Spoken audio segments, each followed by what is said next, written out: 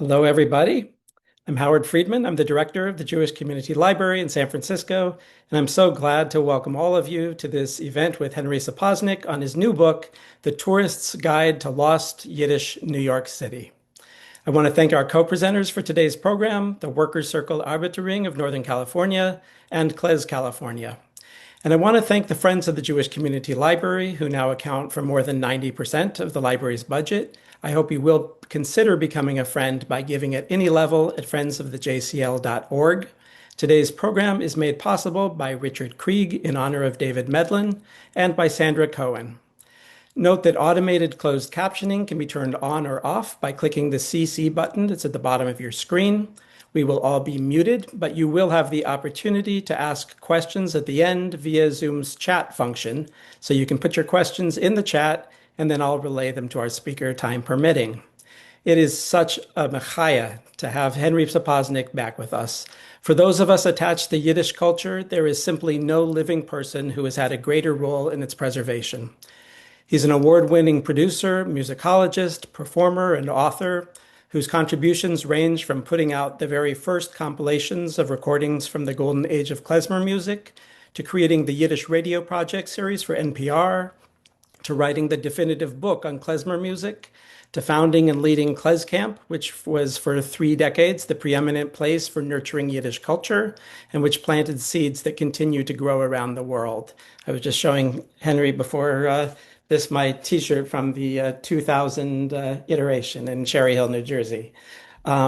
And that experience has stayed with us. And for those of you who are involved with CLES California, the seeds of CLES California were at that very conference with 3 Californians who said we need to do something here in the Bay Area as well. Since this is a time when TV stations start to play the movie It's a Wonderful Life, I'm reminded of when George Bailey is given the opportunity to see what the world would be like had he not been born. And I'm just going to say that if it were not for Henry Sapoznik, our experience of Yiddish culture, past and present, would be vastly different and vastly poorer. So with that, I turn it over to Henry. Thank you very much, Howard. Thanks for the invitation and to be here and to present it. I really appreciate it. And thank you all for joining us. I'm really thrilled to share this with you, talk a little bit about the book, read a couple of things, and as Howard mentioned, happy to kibitz with your memories or your questions. So without any further ado, whoops, there we go. Here, all right, a little technology here. So, my new book, The Tourist's Guide to Lost Yiddish New York City, is 25 chapters, over 50 essays about a century or more of Yiddish culture. And the book kind of roughly divides into food, vuden, theater, architecture, and music. And for me, these were kind of designations that kind of define themselves. And we'll take a look at what a lot of it. The food part of the book kind of became its own thing, and in it, I define first the definition of kosher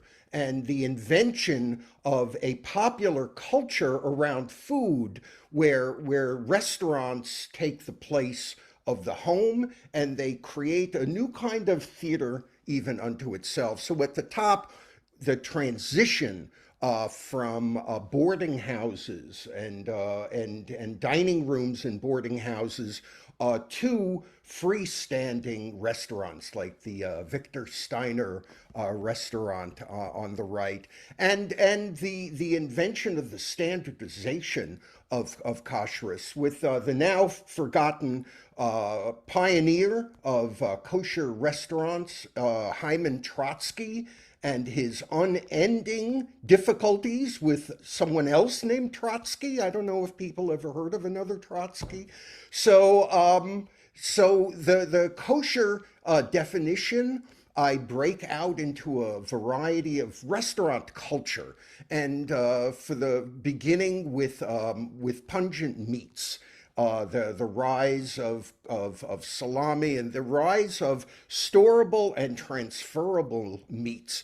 And this is a critical part of the diet. And I talk about one of the founders, Isaac Gillis, who founded right after the Civil War, the first great processed meat dynasty.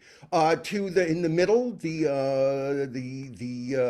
Hebrew National, the inventors of the first canned franks and beans as a attempt to ward off pork and beans in the Jewish community, to people like Bernstein on Essex, the inventors of kosher Chinese delicatessen, a great milestone in our culture. But for me, there was a great overlap of both food and music, and in the now pretty much gone. Most of these, by the way, most of these restaurant forms are 90% in the past, and perhaps the one this Romanian restaurants, and it gives me an opportunity to talk about the great genius of the Cembulum, the great Joseph Moskowitz, pictured on the left, the founding father of the modern Romanian restaurants, where the music was in many ways even more important than the food. And the great outpouring of other Romanian restaurants. I cite several dozen, some of them cheek to jowl with each other. And now there is a single kind of homage Romanian restaurant. Sammy's Romanian restaurant has recently reopened on the Lower East Side, so that circle is made full again. Kishkes and knishes. I have an unnatural attraction for these things, possibly because, as pictured on the right, the Kishke King restaurant in Brooklyn on Pitkin Avenue. I was incredibly fortunate. This picture of this building was taken in 1953, around the corner from where I was born, the year this was taken. I actually remember this Kishke King building. So the idea that my own tripping across history has resulted in another circle closed. One of the great outpourings. And I don't know if people have the lineage going back to the ancient tribes in Brooklyn, but I have determined that the Knish story, as I speak about it in my book, pictured on the left, the Potatola, is in fact a Brooklyn development, a Coney Island development. So for those of you who are looking for validation because of a potato knish fixage, this is good. So it gives me an opportunity to talk about the social history of these as much as a culinary history.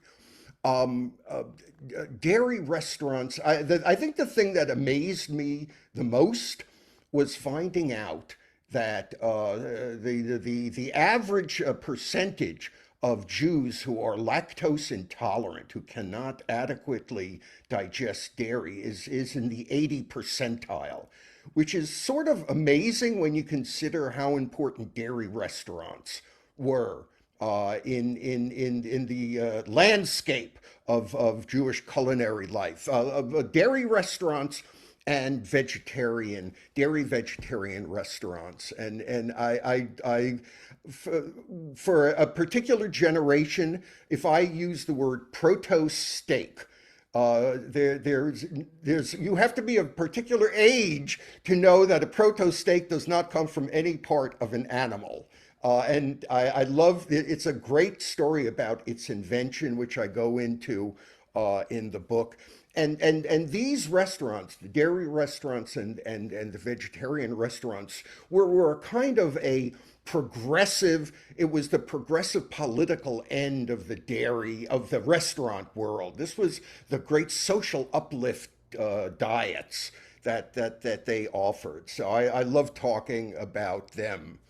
The next chapter on architecture, I talk about the three major skyscrapers of the Lower East Side, two of which are still with us, and architecture in a way that both fulfills an arrival of Jews in America by creating something that both mimics and exceeds the culture around it. So, for example, I talk about the two buildings which went up within a year of each other. On the left, the S. Yarmoluski Bank, and a few blocks away from it, the Forward Building.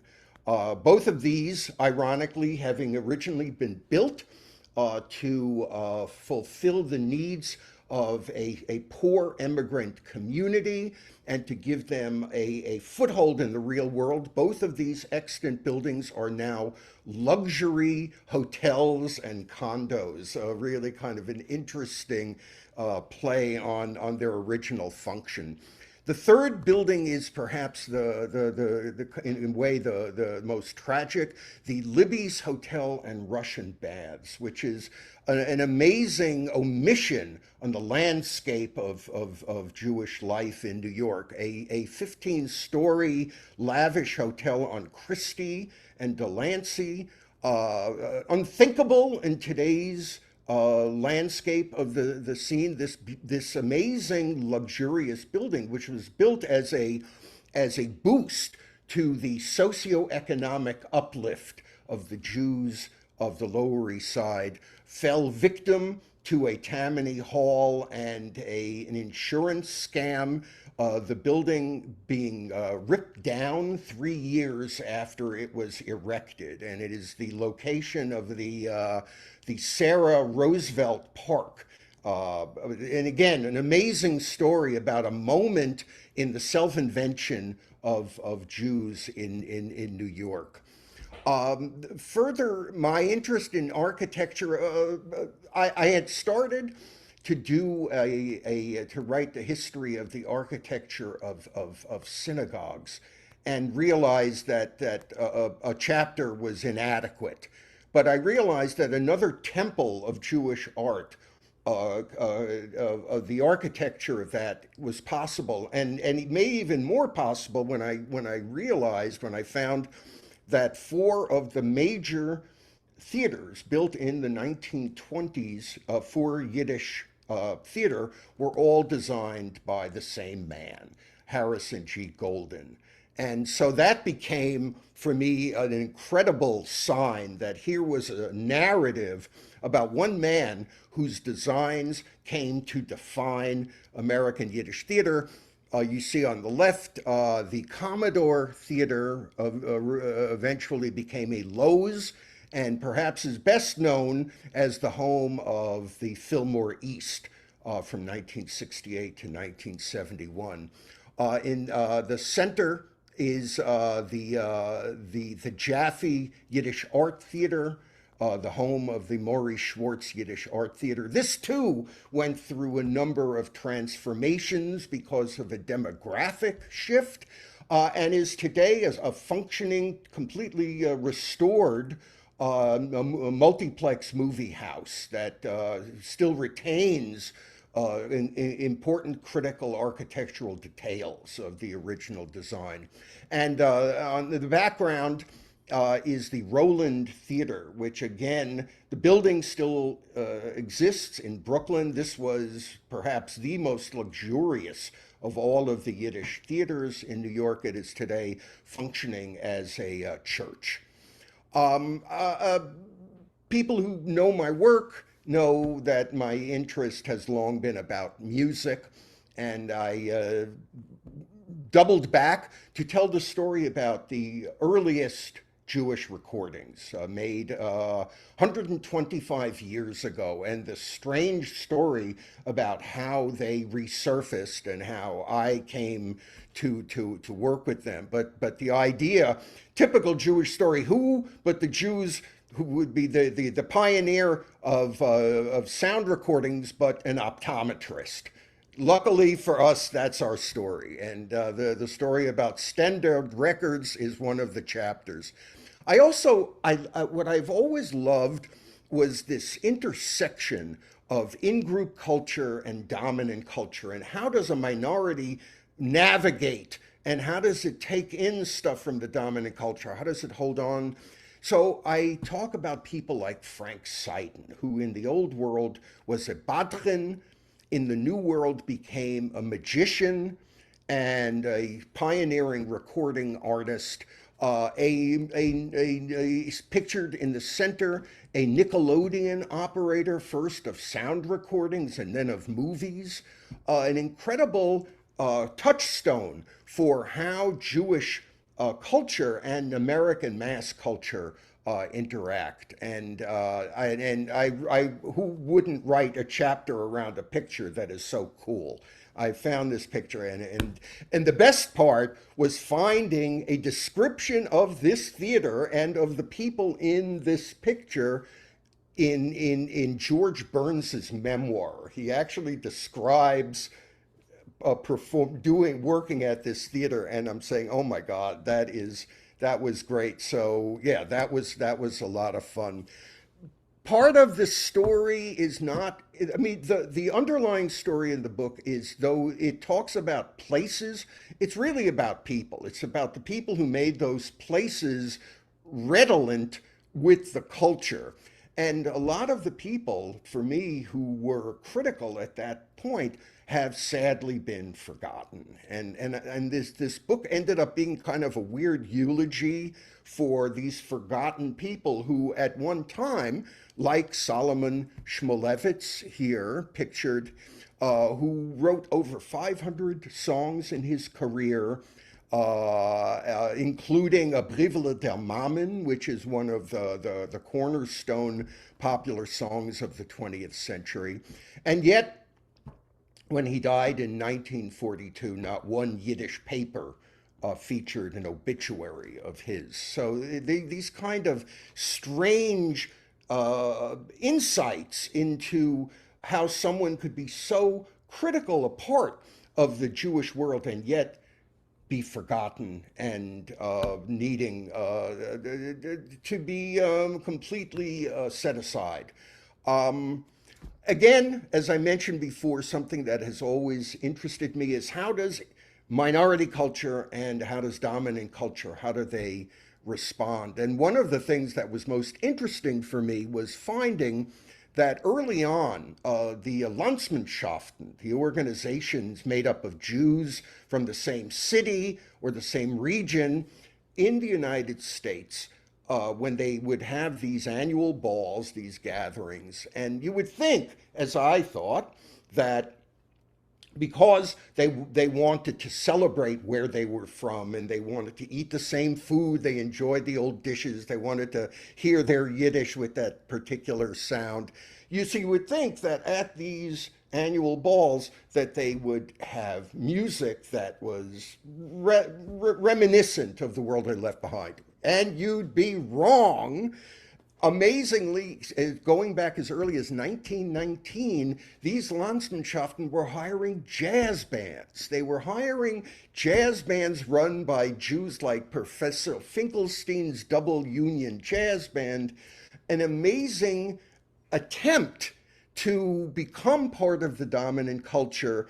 And yet, I mean, the thing, as I mentioned in the book, is that most of these bands did not record, so we'll never have a true understanding of what they represented. But luckily, some, like Chernyavsky's Hasidic American Jazz Band, did record.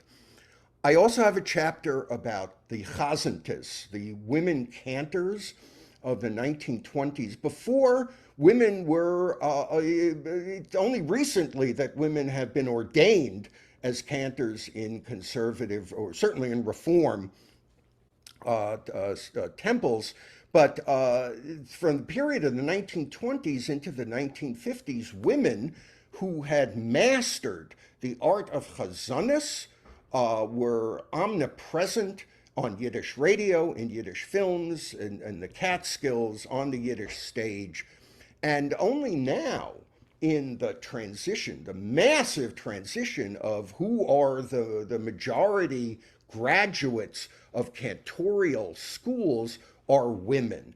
And yet, there is not a continuity of what these women, these chazantes as they were called, with what is happening now. The change in the kind of cantorial singing has been critical to that extent.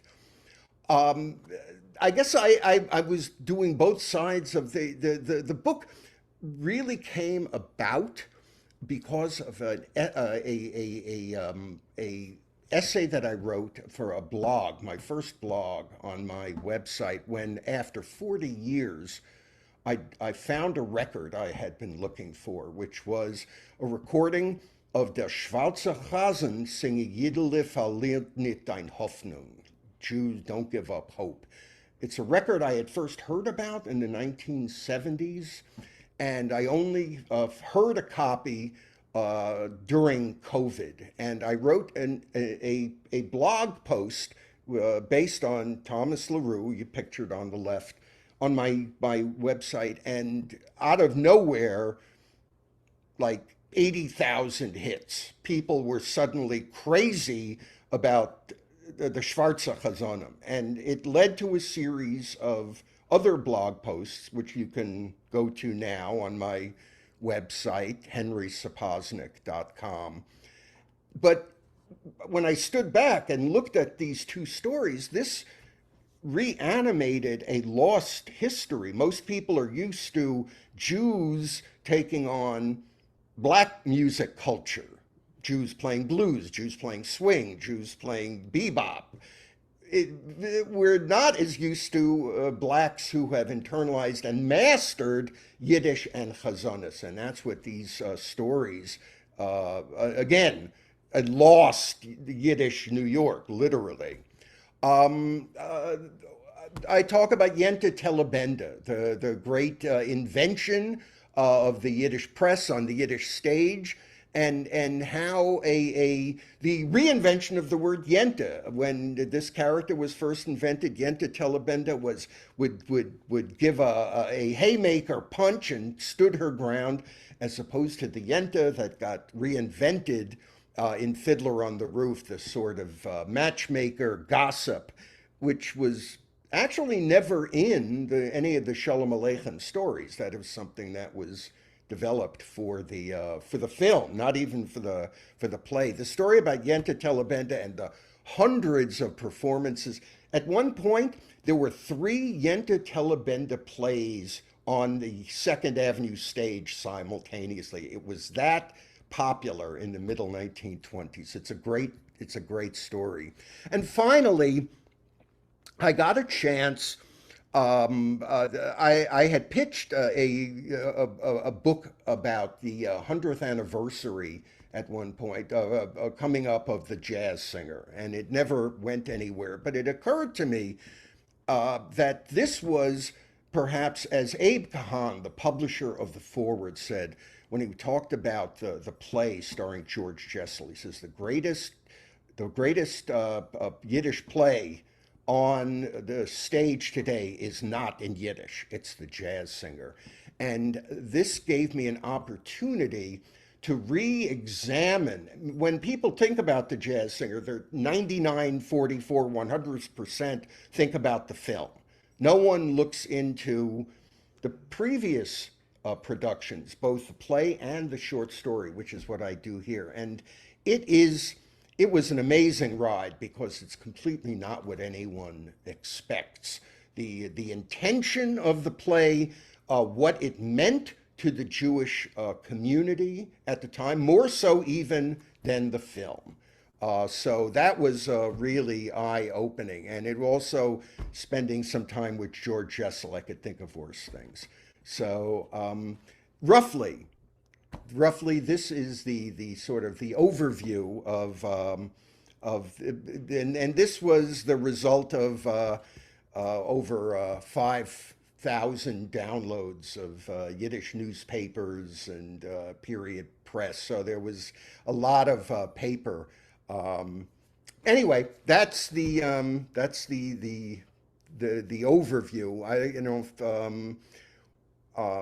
I could read a couple of shorter chapters, sidebars of, and if anyone has any, I mean, I don't, you could just put the questions in if there's stuff that you would like to hear. Um, I guess the first go in kind of a chronological order. Um, I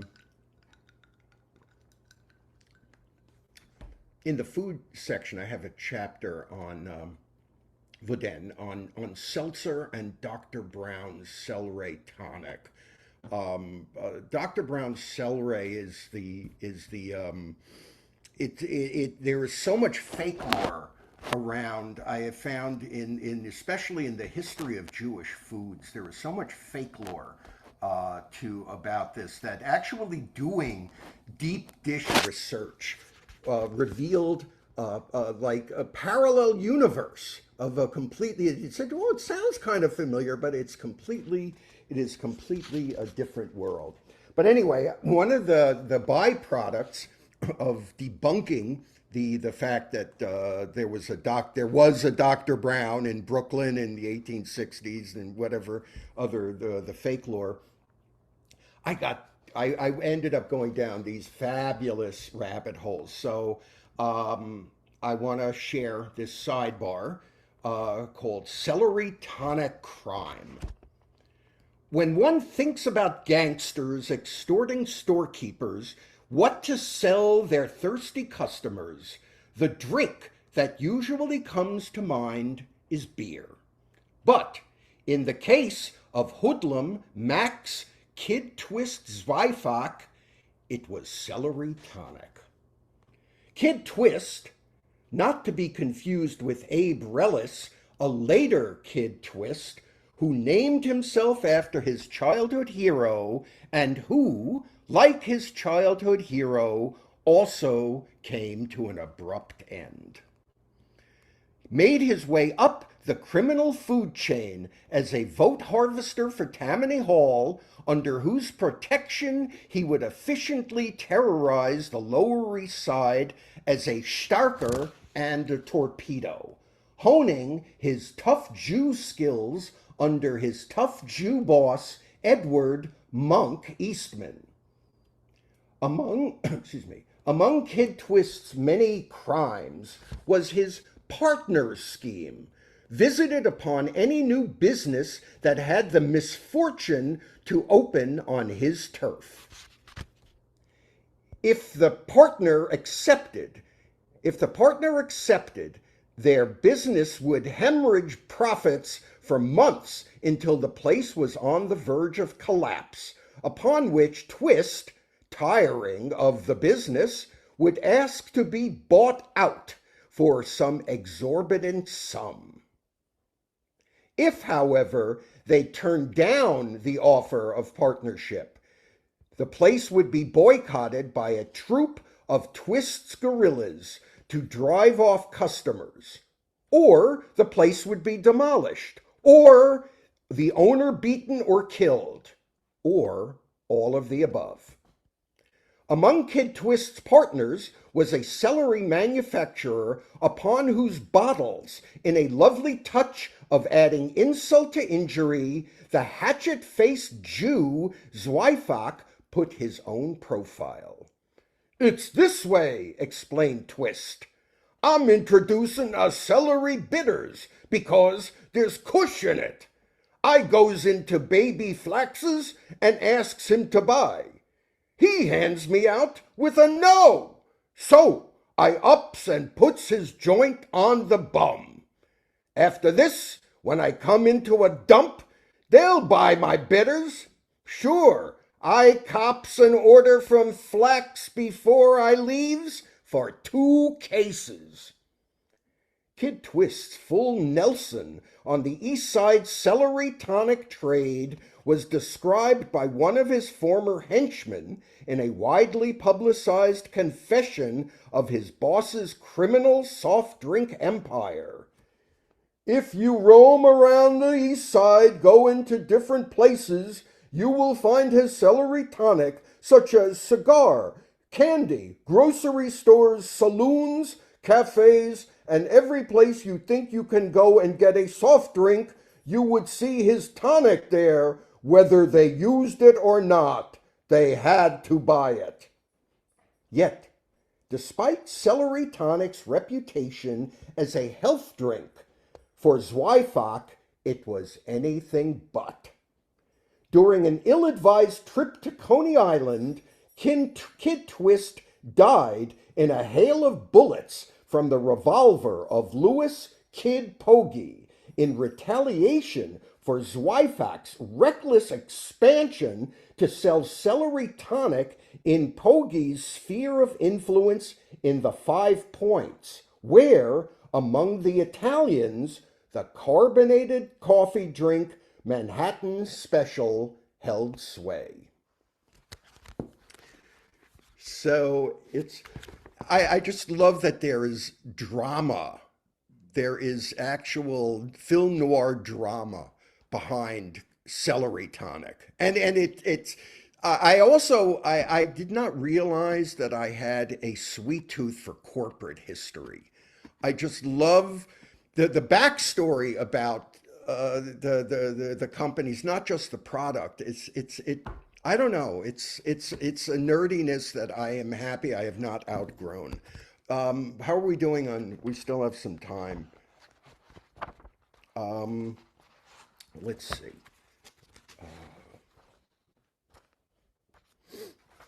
Did I just? Uh, well, um, Another food. I just gave a reading the other day at the place, the B&H Dairy Restaurant. This was actually sort of mystical to give a reading about the last surviving dairy restaurant in New York, in the actual place. And once you hear this short chapter about the B&H, you'll understand why. This is like if Frank Capra were still with us, this would be the kind of, he would have made a movie about this. Perhaps the most amazing postscript of the once ubiquitous dairy vegetarian restaurant story is the hole in the wall, runt of the litter, plucky luncheonette, the sole survivor and its unlikely multicultural cast of Gentile saviors, the B&H. Co-founder Abraham Berikson, née Berikson, was born in Ostrolake, Poland in 1910 and arrived with his family in 1920. The Beriksons were already in the food business. His father, Benem Berikson, listed his occupation as operator, a sewing machine operator in the needle trades, on his 1925 citizenship papers. But he was a shoichet, a ritual slaughterer in the 1930 federal census. P.S. I love the census reports. There is so much great information on them. On the same census, in 1940, his son Abe is listed as a restaurant counterman. And this is his daughter talking. My dad started his business on a handshake. He had worked as a waiter in a store across the street from where the B&H stands. When he decided he wanted to start his own business, he approached many of the restaurant supply manufacturers' merchants on the Bowery. They knew my father to be an honest man, and they all gave him credit with just a handshake. The B&H opened in either 1937 or 1938. Originally, B&H stood for Berikson and Heller, his first partner. Later on, Mr. Heller left the business, and my father's friend, Saul Hausman, became his second partner. Still B&H. Saul was the one who came up with the idea that B&H could also stand for better health. Ringed by cries of jumbo jockey, the counterman's call to indicate that someone had left a tip larger than 25 cents. The B&H's concise size and breezy service meant that it was no competition for the larger and luxer Rappaports or Steinbergs just nearby. But pitched across the street from Ludwig Zatz's Public Theater, it was the perfect place for play attendees to get a quick bite between the acts. It was also perfect for co-founder Abe Bergson, who himself was what was called a patriot, an enthused devotee of the theater. Boris Tomaszewski used to come in here, noted longtime counterman Leo Ratnowski.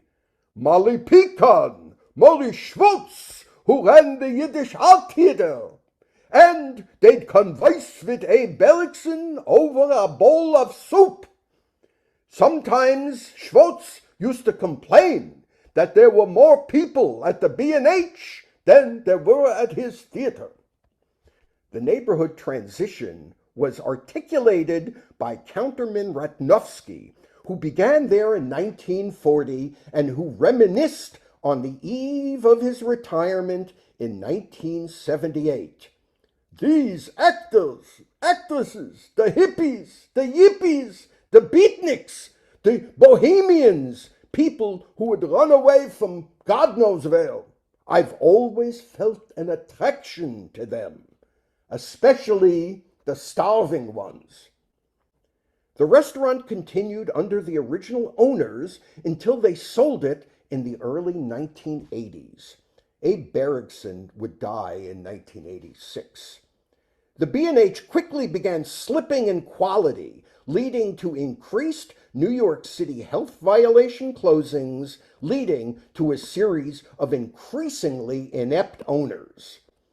A 1988 Daily News article noted distraught Bulgarian owner Nassim Nitsani, who, when slapped with yet another extended city health closing, responded by pounding his fist on the counter. "I'm dead," said Nistani. "I'm dead, that's all."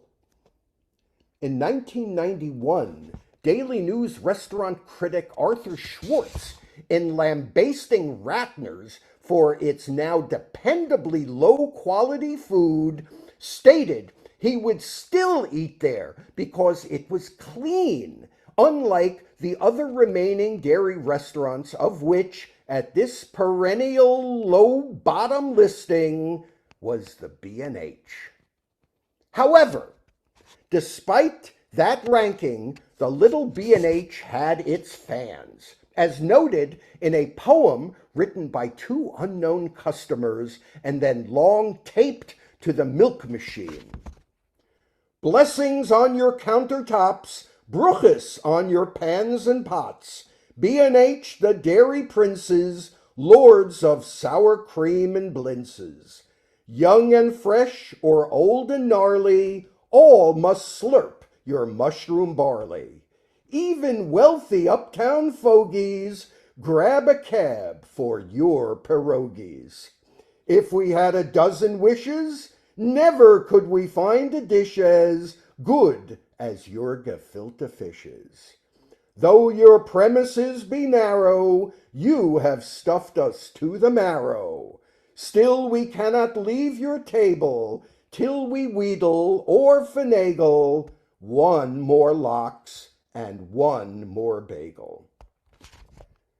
The fortunes of the Vest Pocket Vegetarian Eatery improved dramatically in 2003 when it was bought by Fawzi Abulwahad, an Egyptian Muslim and former B&H counterman, and his Polish Catholic wife, Olga Smigielska, who worked across the street at another restaurant. Together with their Latino counter staff, they have done something singularly remarkable by accurately evoking a menu with which neither they nor their new enthusiastic customers grew up, yet putting them in direct continuity in a modest 21 seat kind of way to the glory days of dairy vegetarian restaurants. Despite being swatted again during COVID 19 lockdowns and having to endure recent protracted city protests to repair and reopen the restaurant, the cries of challah, por favor, alas, no longer jumbo jockey, is still heard at the little B&H that continues to defy all obstacles.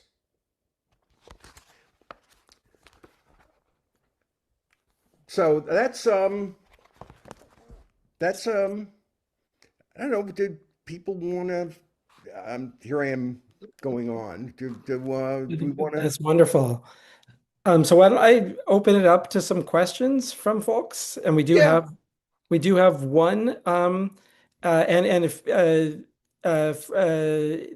people can put them in the chat.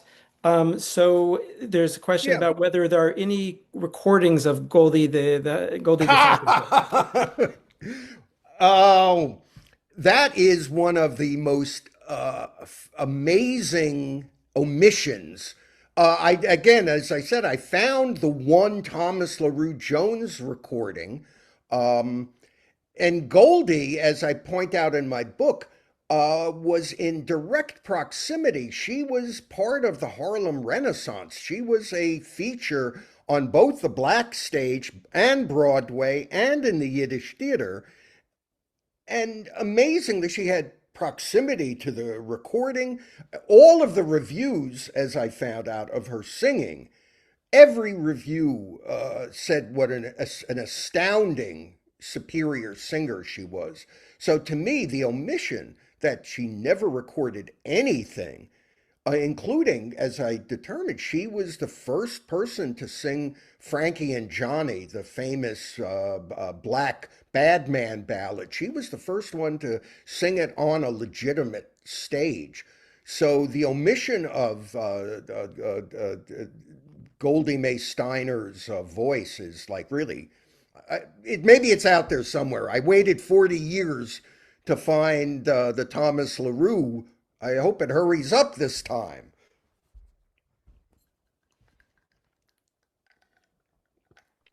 Great. Well, I encourage people to put more questions in the chat.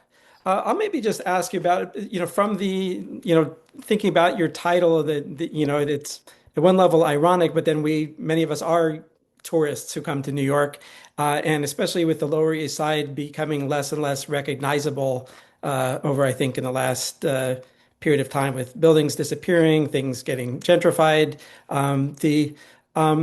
Do you have any feelings about what might lead to a better collective memory of Jewish life in both in the Lower East Side and other areas that were strong, Jewish strongholds, in terms of, signage or other kind of creative kind of uh, education? Well, that is a really great question because that's what I really look to.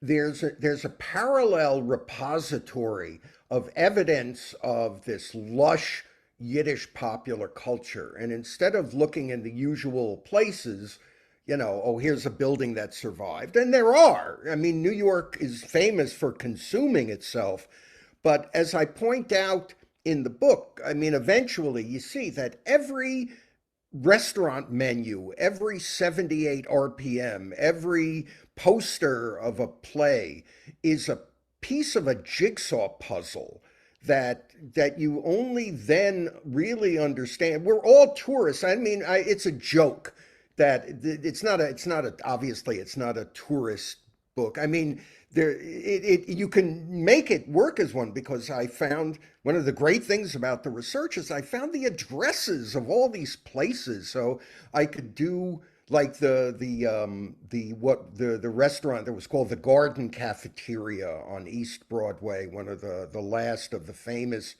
I did a biography of the address of 165 East Broadway and just found it was like this address should have had its own cable series. I mean, it was just like such incredible stuff went on there.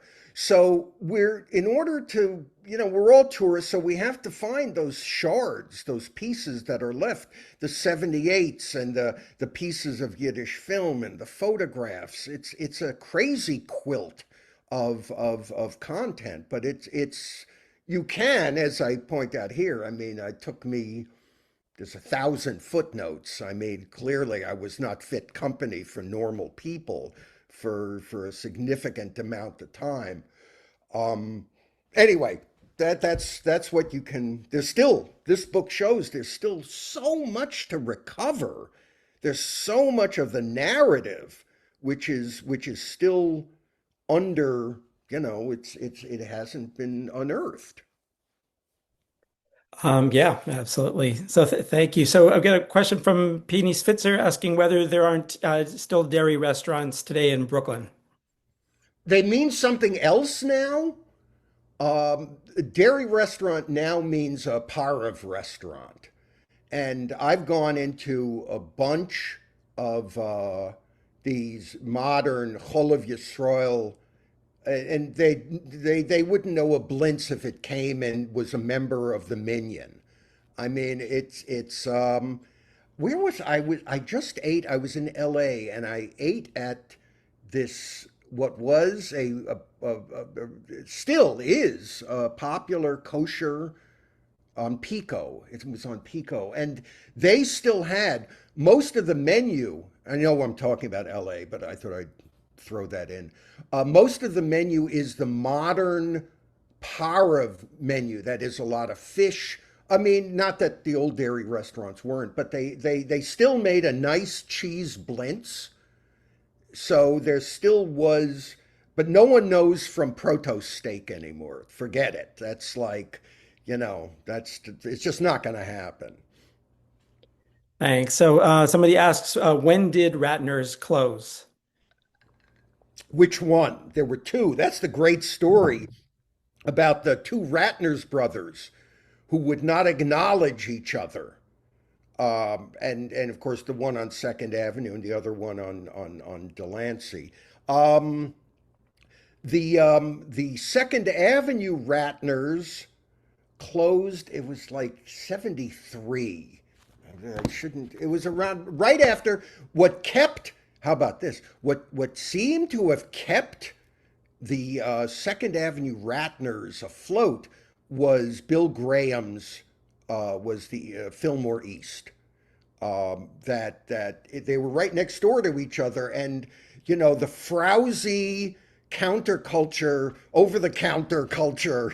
It kept the place going. In fact, someone told me that Graham would host when the tech crews, the stage crews were done. He would host a Ratner's banquet on the stage of the Fillmore. I'm sorry, that doesn't go with my memory of what I was ingesting at the Fillmore when I was there, and it was not a blitz, as I recall. And the second one was I should remember, but it was what seemed to have put it out of business. It opened up this freakish something called the Lansky Lounge. They were attempting to create this sort of like this bad boy image. So I'm guessing it was the '80s, might be the late '80s, but the Delancey Street one was able to survive because Delancey Street itself was still somewhat functioning. So the two kind of fed each other. There's a question about Carol Rosak asks, what was the name of the restaurant that Isaac Bashevis singer used to frequent? The famous after the Garden closed, after the forward move to Midtown, and the Tog Morgen Journal went under. The famous. I grew up in Brooklyn. I don't know if I have any Landslight here from Brooklyn, You but there do. was a famous on Eastern Parkway, a few blocks from where we lived at 682, which was like the temple of Knedlach. I mean, it was absolutely unbelievable. So anyway, yeah, that was the little famous on 72nd Street where Bashevis ate. Can you, Sandra Cohen asks a little more about proto steak, if you can go into, what exactly it was. Thank you. I'm glad someone.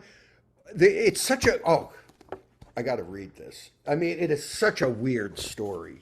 I'm sorry, they're all weird stories. Protos was. Hold on. Why guess? Let me. Because it's. Okay, here. All right. Getting a kick. Yes, okay. This is. Ah, okay. Why? Okay. Okay. So,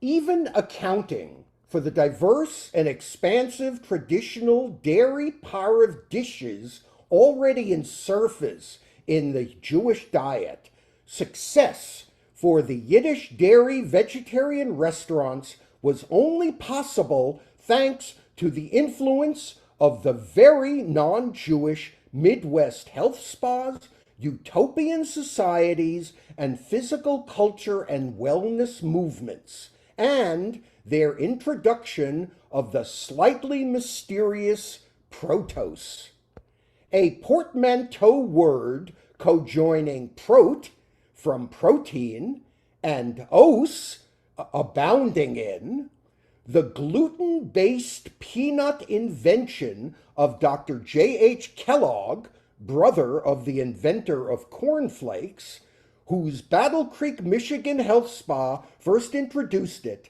became one of the sinews that connected the nascent health food movement.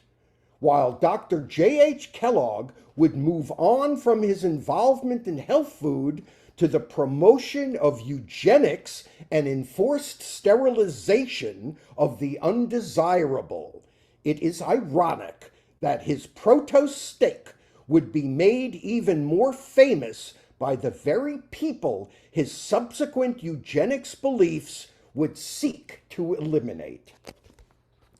So the proto steak was actually invented by a woman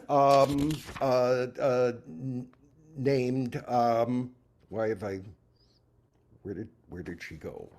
The Schildkrauts, um, and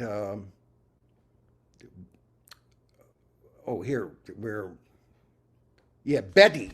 So the invention of proto steak was this search to create vegetarian food which had the mouthfeel and taste of meat.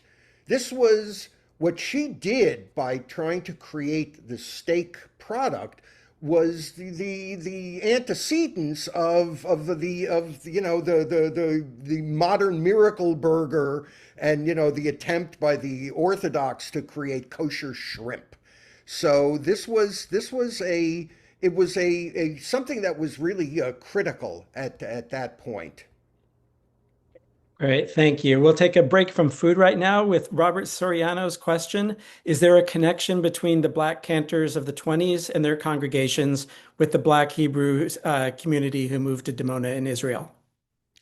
Um, it's a really weird road of the Black Hebrews. The congregations which grew up, and I think the weirdest thing that I found out was that you would imagine that a black Hebrew congregation, if they're imagining themselves as a congregation, having a cantor is not that weird. It makes perfect sense. You got to have a cantor, you have to have a gabbai, you have to have, there's certain things that make the thing function. What to me was so amazing was that the two most famous black cantors, Thomas LaRue Jones and Goldie Mae Steiner, were not Jews. Gladys May Sellers, which was her original name, was not even affiliated with the Jewish community. Thomas LaRue Jones did have this involvement as someone who performed in the Jewish community.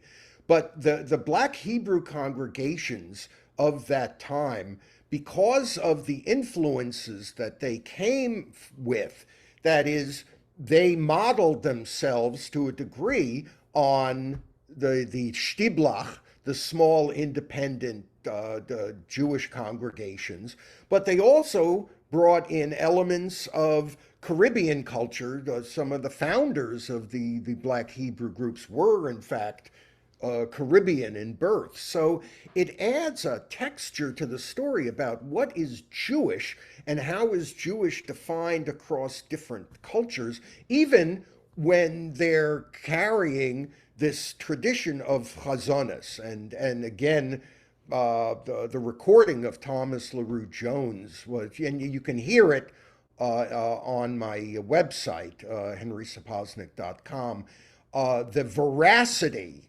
of his singing, the ownership of not just the language, but the shtiklach, the pischevkis, as they say, those little connective tissues, indicates how redolent and resonant he was to the Jewish community at that time. So, in answer to the question, the Black Hebrew congregations, especially the ones that came out of Ethiopia, were a parallel Black Hebrew congregations. There is the one continuing, the unbroken continuity is in Chicago. Dr. Rabbi Capers Funya, who is the head of the Black Hebrew congregation in Chicago, and he is the first Black Hebrew to get smicha from the conservative movement. So this is like a pretty major move forward. But his congregation, and I think he's a cousin of Michelle Obama. It's like the connections are like who wrote this thing. So yeah, it's an active Black Hebrew congregation. Thank you. So Elaine Ellenson asks whether you have a section on literature and especially Yiddish poets, and also whether you needed to get permission to reprint songs or poems or stories, or whether everything was already in the public domain. I do. Solomon Shmulevitz is a big name for me. Unfortunately, as I point out in the book, wholly forgotten now. An amazing poet, and in fact, I have a friend who is doing God's work. He's a chussid, a Bobover chussid, who is going around and taking photographs of every headstone of a chazan or of a Yiddish theater performer or a klezmer. He has got several thousand photographs of these headstones. I can't tell you what an astounding resource this is. And I was able to use. He took a photograph of Solomon Shmulevitz's headstone. I sort of oops. I have to share if you're gonna see this. No, it's okay.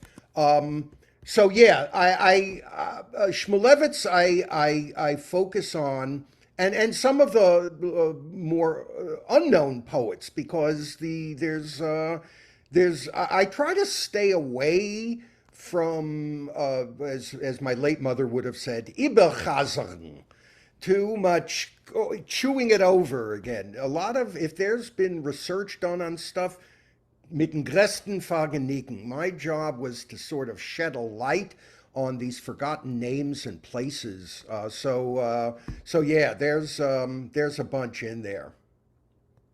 Thank you.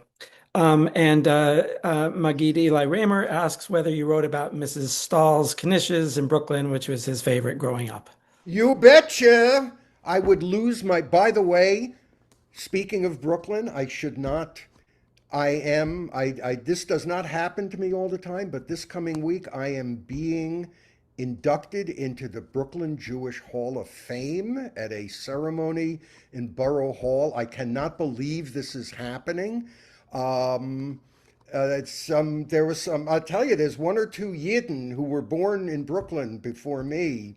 It's a good crowd. So yeah, so that is, and if anyone cares to celebrate it, March 22nd, from a decree from 2001. March 22nd is Henry Sapoznik Day in Brooklyn. So you don't have to celebrate. You know, the reenactors who go in the streets dressing like me. That's enough. I don't really need more acclamation, but thank you anyway. What would you like us to eat in honor of the occasion? A shtick kishke. If you can Okay. find a nice piece of kishke, eat it. I mean, this is the thing that is most missing from contemporary Jewish life. A nice shtick kishke. Thank you. Lawrence asks about whether or when Shapiro's Kosher Wines on Rivington closed, and if you want to talk about that at all. Oh, thank you. It was one of the subjects.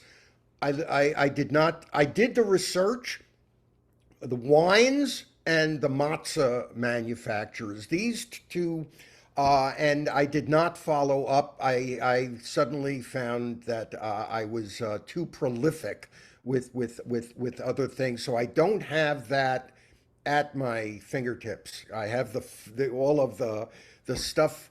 But you know that is yet again the transformation of what the industrialization. One thing that I move it back to, speaking of matzahs and of food that was a bespoke product. I mean, there was people would make their own. There would be a process where you would make your own food, and the idea that you would industrialize Jewish food for me was kind of an amazing realization. So that a lot of the same things that made matzah manufacturable, the idea of changing the shape, the idea of the packaging, this is what in a lot of ways was the prototype for when Gabila invented the deep fried knish, that it fulfilled all of the same things that the manufactured matzah, shelf life,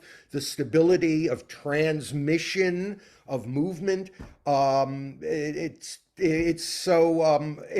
But getting away from your question about Shapiro's wine, the I don't have the exact date at hand, but it survived a lot longer than it should have given the swift, at that point, demographic change. The real estate market on the Lower East Side created, in a lot of ways, for places like Russ and Daughters, they were able to, they purchased their building early enough when the Lower East Side was in a decline, so that when the demographic shifted, they were able to invest in their own space and do something which was really kind of remarkable, a multi-generational family in the same location in a city that eats itself and pushes people out. So yeah, so the demographics moved people out of New York, and Shapiro's was one of those. Thanks. The question, Robert Soriano wanted to know again the name of the photographer taking who took pictures of the tombstones. Oh, David Hirsch. I Okay. can you can go to my website. No, I'm sorry. He this was David Hirsch. This is David Weider, who Weider. You can it's great. It's really important work. I mean, it's really terrific. So this is going to be the last question, although I do encourage people to look in the chat. There are a lot of lovely memories of people who, especially who Oh yeah, save grew that up for or me. Sure. visited yeah, I'll share that with you. This has been Thank you. really That's wonderful. that's the stuff I Um, like. My last one of these that I did, the the descendant of one of the restaurants of Kishke King, the place closest to my heartburn, is I met through that. So I'm looking forward to the reminiscences. Yeah, So in fact, what was Sandra the Cohn question? notes that her late grandfather worked at Shapiro's Wine, and there was a rivalry in her home between Shapiro's and Manischewitz. So, And yeah, yeah, Manischewitz, which by the way, 90% of Manishewitz's wine sales were in the black community. I was amazed at how, again, demographic shift. But yeah, it's I can understand how that rivalry would have risen. the last question was about was from Sally Hecht, whether there are universities or other sources that have the archival materials about Yiddish culture in New York City. Well, most of, as I mentioned earlier, most of what I did my search was primarily through Yiddish, period Yiddish newspapers. And for this, I am deeply indebted to the National Library of Israel, which puts all of these Yiddish newspapers online, downloadable.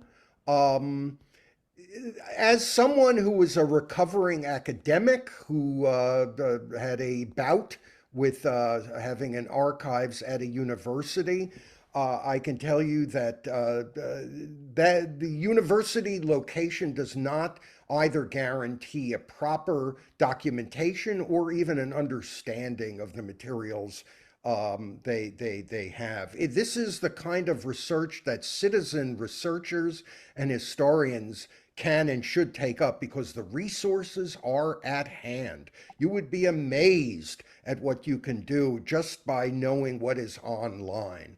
And for my next book, which is on Yiddish radio, luckily I've done a lot of the research, but that's a story that most of the stuff is not online because it happened in such an oblique way.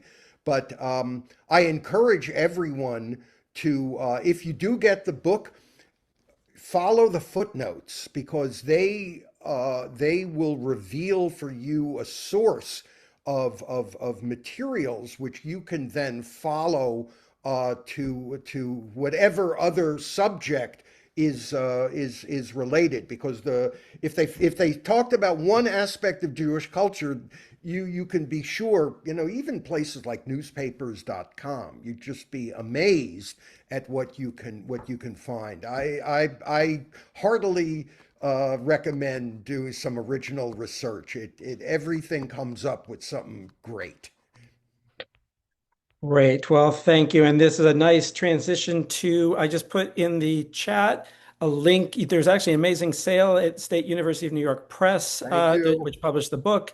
There's a 50% discount on it.